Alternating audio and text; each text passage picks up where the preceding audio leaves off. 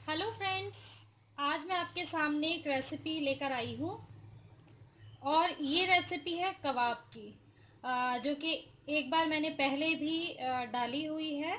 पेशावरी कबाब या चपली कबाब मेरे चैनल पर एक और है, लेकिन ये मैं थोड़ा सा डिफरेंट है, थोड़ा सा बहुत ज़्यादा पेशावरी कबाब से मिलता जुलता है। और यहाँ पर मैं आपके सामने पेशावरी कबाब या चपली कबाब की रेसिपी दोबारा से शेयर कर रही हूँ। ये मेरी पहली रेसिपी से थोड़ी सी डिफरेंट है, लेकिन पेशावरी कबाब से काफ़ी हद तक मिलती जुलती है। तो यहाँ पर मैं आपको इंग्रेडिएंट्स दिखा देती हूँ जो कुछ मैंने लिया है। यहाँ पर मैंने कीमा लिया है करीब 1 किलो, और ये चिकना कीमा होना चाहिए, यानी चर्बी के साथ पिसा हुआ होना चाहिए और बारीक पिसा होना चाहिए। इसे मैं एक बार और चॉपर में या ग्राइंडर में निकाल दूंगी, जिससे ये और बारीक हो जाए। यहीं पर 2 अंडे लिए हैं, कच्चे अंडे लिए हैं, और 2 अंडों का इस तरह से बिना नमक के हमने फेंट करके इसको ऑमलेट बना लिया और बहुत बारीक बारीक टुकड़ों में इनको कर लिया है। स्पून से ही अगर आप इसे कर देंगे, स्क्रम्बल कर देंगे, तो ये इस तरह से हो जाएगा। तो यहाँ पर कुछ मसाले और रखे हैं जो कि अहम इंग्रेडिएंट है, और मैंने आपको पहले भी बताया है और अब फिर दोबारा से बता रही हूँ। अगर आप चाहें तो मेरा दूसरे वाला लिंक भी आप देख सकते हैं जो पेशावरी कबाब का है। तो यहाँ पर ये भुना और कुटा ज़ीरा है। ये करीब 2 टेबल स्पून मैंने लिया है 1 किलो में। ये यूं ही जो है साबुत धनिया और ज़ीरा लेकर के आपको यूं ही बारीक कूट लेना है, पीसना नहीं है, थोड़ा दरदरा हो। यहीं पर मैंने कुटी लाल मिर्च ली है 1 टीस्पून। 2 टेबल स्पून मैंने लिया है भुना कुटा ज़ीरा, और यहीं पर अनारदाना पाउडर लिया है, आप चाहें तो साबुत ले सकते हैं 1 टीस्पून। 1 टीस्पून गरम मसाला पाउडर, और नमक यानी कि सॉल्ट आप अपने टेस्ट के हिसाब से डाल सकते हैं, और 3 टेबल स्पून मैंने मक्के का आटा लिया है। और यहीं पर कुछ इंग्रेडिएंट्स और रखे हैं। प्याज लिया है। अगर आपके पास स्प्रिंग अनियन है तो बहुत ही बेहतर है। मेरे पास मार्केट में, यहाँ मैं काफ़ी दुकानों पर गई लेकिन मुझे कहीं भी अभी अवेलेबल नहीं थे, तो मैं ये जो हम नॉर्मल प्याज यूज़ करते हैं, यही मोटे टुकड़ों में मैंने काटा हुआ है, क्योंकि इन सब चीज़ों को मैं चॉपर में डाल करके इन्हें थोड़ा सा बारीक कर लेने वाली हूँ। यहीं पर मैंने 3 हरी मिर्च ली हैं, आप चाहें तो और ज़्यादा ले सकते हैं, और चंद क्लोव्स मैंने गार्लिक के लिए है, और थोड़ा सा आप चाहें तो इसमें जिंजर भी ऐड कर लें, मैं अभी जिंजर ऐड नहीं कर रही हूँ। और यहीं पर हरा धनिया आप ले लें। और अगर स्प्रिंग अनियन है तो मैं बार बार कहूँगी कि स्प्रिंग अनियन का यूज़ करें। यहीं पर मैंने 2 बड़े साइज़ के टमाटर लेकर बारीक चॉप कर लिए हैं, और थोड़े से अगर आप चाहें तो स्लाइस करके रख लें और उनको इस्तेमाल कर सकते हैं। तो अब मैं सबसे पहले ये जो चारों इंग्रेडिएंट्स हैं इनको चॉपर में डाल के बारीक कर लेती हूँ। तो ये देखिए, इस तरह थोड़ा मोटा मोटा ही हमें ये काट लेना है। और मैं दोबारा से बता रही हूँ कि अगर आपके पास स्प्रिंग अनियन है, यानी कि जो हरी प्याज होती है उसका हरा वाला हिस्सा ही बस वो डालें, क्योंकि ऑथेंटिक जो चपली कबाब होते हैं उसमें वही डलता है। अब थोड़ा सा मैं कीमा इसमें ऐड करके वो भी पीस लेती हूँ, क्योंकि हमें वो भी बारीक तो करना ही है, और खूब बारीक उसे होना चाहिए, जब भी वो चपली कबाब अच्छे बनेंगे और टूटेंगे नहीं। यहाँ पर मैं थोड़ा थोड़ा कीमा ऐड करके और पीस लेती हूँ, बारीक कर लेती हूँ। उसके बाद मैं आपको दिखाती हूँ कि हमें कैसे इंग्रेडिएंट्स को ऐड करना है और किस तरह से हमें चपली कबाब तैयार करने हैं। तो ये देखिए, ये कीमा और हरा मसाला पीस करके मैंने इसमें डाल दिया है, और यहाँ पर ये भी बाकी का कीमा भी हमने पीस दिया है, तो ये मैं इसमें ऐड कर देती हूँ मसाले वाले कीमे में।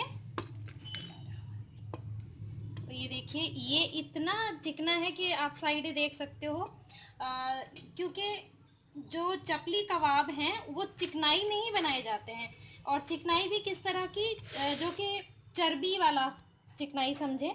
तो चर्बी आपको लेनी होगी, अच्छे से मिक्स कर लेना है। अब यहीं पर मैं ये जो जितने भी ड्राई स्पाइसेस थे मैंने आपको दिखाए थे, भुना कुटा ज़ीरा, ये लाल मिर्च है, कुटी हुई लाल मिर्च यानी कि चिली फ्लेक्स हैं, और अनार दाना है, यानी कि ड्राई पोमेग्रेनेट सीड्स और गरम मसाला, नमक और यहाँ पर थोड़ा मक्की का आटा। मक्की का आटा जो ऑथेंटिक रेसिपी है उसमें ज़रूर डाला जाता है। यहीं पर जो हमने टमाटर काट के रखे थे वो भी हम ऐड कर देंगे इसी वक्त। और ये जो अंडा हमने फ्राई करके रखा था यहाँ पर ये भी हमारा सारा चला जाना है। तो सारे इंग्रेडिएंट्स इसी वक्त हमें ऐड कर लेने हैं और यहीं पर मैं अंडे तोड़कर डाल देती हूँ, फिर मैं आपको दिखाती हूँ। तो ये देखिए यहाँ पर मैंने ये 2 अंडे डाल दिए हैं और अब हमें ये अच्छी तरह मिक्स कर लेना है। मिक्स खूब अच्छी तरह करेंगे कि ये एक जान हो जाएं और इनका जायका जो है पूरी तरह से निकल कर आ जाए। बहुत मज़ेदार ये चपली कबाब बनते हैं। मैं दोबारा से ये रेसिपी ऐड कर रही हूँ अपने चैनल पर, दोबारा से डाल रही हूँ क्योंकि कुछ तो पहले मेरे किचन में थोड़ी लाइटिंग की प्रॉब्लम थी, तो उस वजह से काफ़ी लोगों को साफ समझ में नहीं आता था और कुछ थोड़ा थोड़ा मुझे भी पता चला है कि इसमें मक्की का आटा वगैरह भी ऐड किया जाता है। और तो इस वजह से मैंने सोचा कि दोबारा से ये वीडियो बनाती हूँ और आप लोगों के साथ शेयर करती हूँ। तो इसे खूब अच्छी तरह से मिक्स कर लेती हूँ, फिर मैं आपको दिखाती हूँ कि आगे हमें क्या करना है। ये यहाँ पर अच्छी तरह मिक्स कर दिया है और इसे करीब 2 से 5 मिनट हम लोग थोड़ी देर के लिए छोड़ देंगे, इतनी देर तक कि थोड़ा सा ऑयल वगैरह गर्म कर लें। तो जब तक कि ये रेस्ट करता है, इसे थोड़ी देर के लिए 5 मिनट के लिए हम छोड़ते हैं। मैं तब तक टमाटर काट लेती हूँ और आपको दिखाती हूँ। तो यहाँ पर मैंने टमाटर इस तरह से काट लिए हैं और जो टमाटर मैंने मिलाए हैं आप ये देख सकते हैं।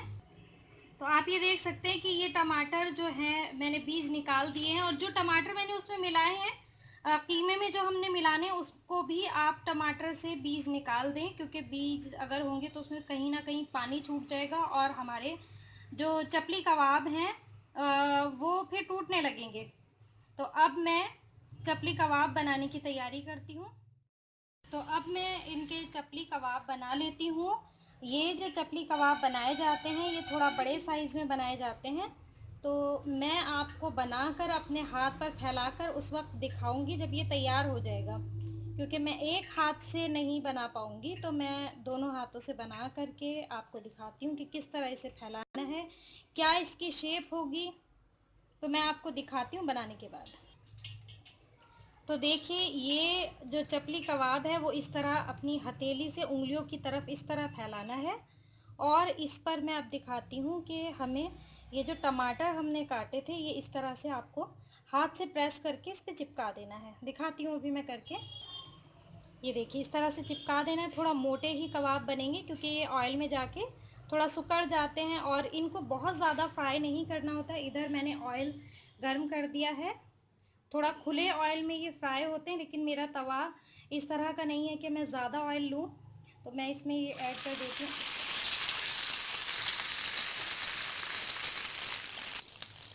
तो ये देखिए अब इसी तरह से हमें इन्हें फ्राई कर लेना है और बहुत ज़्यादा इनको नहीं तलना है, क्योंकि ये नहीं तो फिर बहुत ज़्यादा जूसी नहीं बनेंगे। अब मैं इन्हें पलट देती हूँ। तो ये देखिए ये मैंने पलट दिया है और इसी तरह से बाकी मैं सेक लूँगी और अभी ये सेक कर मैं आपको दिखाती हूँ। जो ये चपली कबाब तले जाते हैं, मैं यहाँ पर ऑयल का इस्तेमाल कर रही हूँ, लेकिन जो ऑथेंटिक रेसिपीज़ होती हैं चपली कबाब की जो पेशावर में बनाई जाती हैं, तो वो इसे इन कबाबों को, पेशावरी कबाब को वो चर्बी में ही तलते हैं और चर्बी ज़्यादातर लोग घर में अपने बना लेते हैं। अगर आप बनाते हैं तो ठीक है, अगर नहीं पसंद करते तो बेशक आप मेरी तरह ऑयल में से फ्राई कर लें, लेकिन जो इसका असल टेस्ट है वो चर्बी में ही आता है। तो मैं इसे फ्राई हो चुका है ये, मैं अब आपको पलट कर दिखाती हूँ, इसको उतार कर दिखाती हूँ। तो लीजिए जनाब, तैयार हैं चपली कबाब और पेशावरी कबाब, जो भी आप नाम चाहें इसे दे सकते हैं। ये पेशावर की स्पेशल डिश है और पेशावर में इसे बहुत पसंद किया जाता है। तो उम्मीद करती हूँ आपको ये रेसिपी आसान लगी होगी और इंशाल्लाह अगर आप बनाएंगे तो ज़रूर आपको ये पसंद आएगी। अगर आपको ये रेसिपी पसंद आती है तो मुझे ज़रूर शेयर करें, मुझे बताएं आपके तजर्बे कैसे रहे और इसे आप चाहें तो चटनी के साथ, नींबू के साथ, या कई लोग इसे रोटी के साथ भी पेशावर में पसंद करते हैं, जो नान होते हैं उनके साथ खाते हैं। तो आप मुझे ज़रूर बताइए आपको ये रेसिपी कैसी लगी है। अगर आपको ये रेसिपी पसंद आती है तो प्लीज़ आप अपने फैमिली और फ्रेंड्स के साथ ज़रूर शेयर करें, और दुआओं में याद रखें। इंशाल्लाह मिलते हैं अगली वीडियो में। अल्लाह हाफ़िज़।